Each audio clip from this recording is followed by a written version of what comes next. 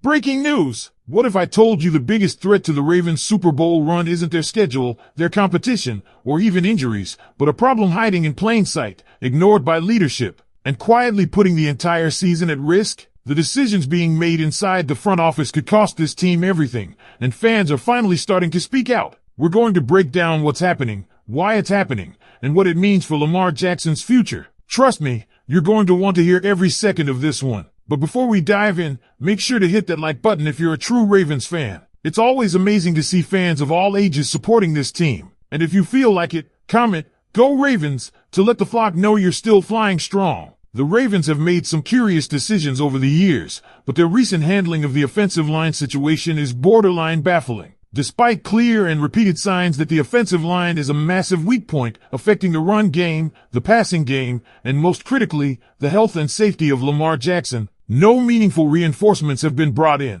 What makes this even more frustrating is that while the offensive line continues to collapse week after week, the front office instead turned their attention toward adding a defensive tackle. Yes, a defensive tackle. This isn't speculation. This came directly from a report by Jordan Schultz, who revealed that Baltimore was seriously pursuing veteran defensive tackle Colin Saunders before he eventually signed with the New York Jets. And while it's understandable to try and reinforce a defense that's already showing signs of improvement, the lack of urgency around protecting the most valuable player on the roster, Lamar Jackson, feels negligent. And now, the consequences are becoming painfully visible. Jackson did not practice this week. Again, when asked, Coach Harbaugh gave the typical "we're not commenting on injuries" line, only to follow it up by admitting it's a similar situation to last week. That alone should set off alarm bells. The Ravens have 2 games in 5 days, and their franchise quarterback is sitting out practices. Why? Because he's getting beat up, regularly and violently, behind one of the worst performing offensive lines in the NFL right now. Some may try to chalk this up to Jackson being a scrambling quarterback,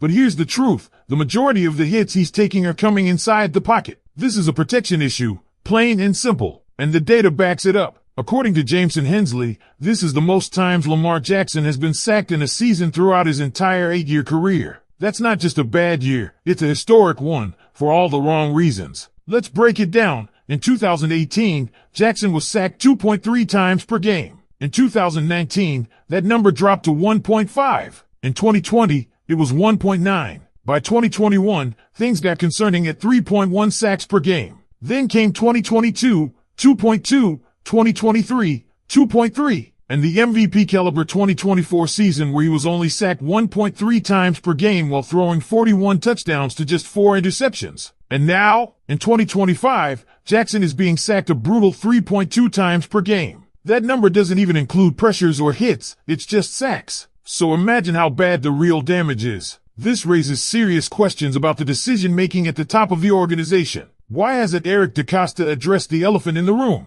Yes, they drafted Emory Jones, but he's just now returning from injury. Yes, they signed Ben Cleveland, but even Coach Harbaugh himself admitted they're playing the best 5 available. If this is the best 5, we have a serious problem. Because the reality is, defenses aren't just beating the offensive line, they're humiliating it. And it's not just the fans who are fed up. Several voices in the Ravens community have spoken out. One even pointed out that if Lamar suffers a serious injury due to this protection failure, it could, and should, put jobs on the line. Because what else needs to happen before the team finally acknowledges that you can't just ask your quarterback to perform miracles every week behind a broken line? The run game has been equally affected. Despite having one of the most punishing backs in the league in Derrick Henry, the Ravens can't consistently win in short yardage situations. 3rd and 2, 4th and inches, it doesn't matter. The offensive line has failed repeatedly in the most basic of scenarios. Even with Pat Ricard as a lead blocker, they've been stopped cold, over and over again, and the frustration is bleeding into the red zone.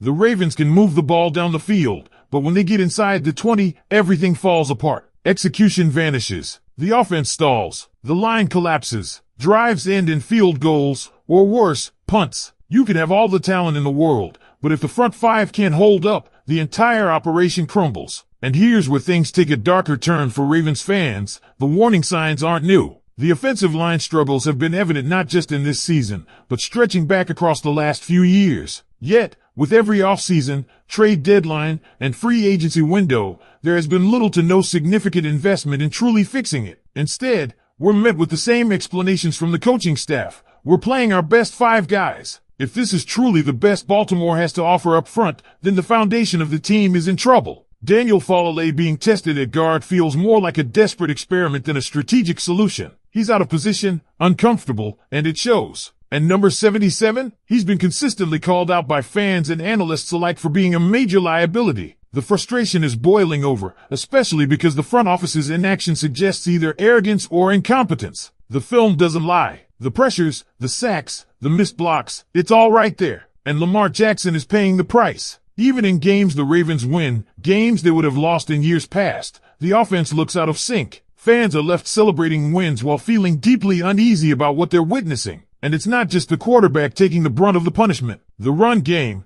despite featuring Derrick Henry, is being held back by linemen who can't win in the trenches. The entire offensive identity is being compromised by poor line play. And this brings us back to coaching and leadership. John Harbaugh, in many ways, is a stabilizing force, but he's also developing a reputation for stubbornness. When asked directly about the offensive line, Harbaugh has repeatedly dismissed concerns, often defaulting to vague statements about execution and trust in his staff. But where's the accountability? The Ravens are gambling with their most important asset, Lamar Jackson, and pretending it's business as usual. Let's not forget, the Ravens once prided themselves on building from the trenches out. Dominant O-lines and rugged defenses were Baltimore staples. That culture feels like it's slipping. While the defense is starting to gel and clamp down opponents, holding teams under 20 points and forcing turnovers, the offense is trending in the opposite direction. And as one fan pointed out, what happens when Baltimore faces a defensive front with multiple game wreckers? If one Myles Garrett can derail an entire game,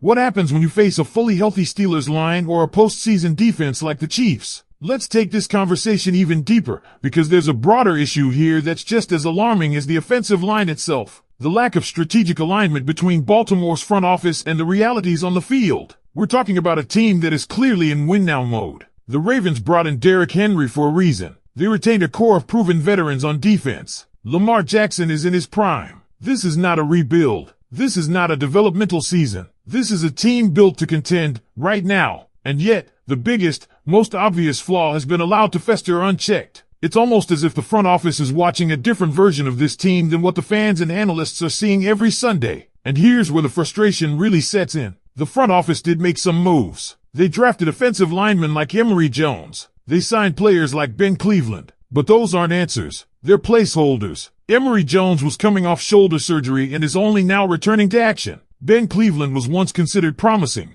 but even Harbaugh's own statements suggest he's not seen as a starter-level option. So, again, what are we doing here? This isn't just about failing to make one move. It's about a pattern of organizational stubbornness. The team had every opportunity before the trade deadline to bring in veteran help. Solid linemen were available, affordable, experienced options who could have immediately plugged holes. But instead of targeting interior linemen who could protect Lamar and stabilize the offense, they were pursuing a defensive tackle in Colin Saunders, asterisk after asterisk, already showing improvement on that side of the ball. That move would have strengthened the strength, while continuing to ignore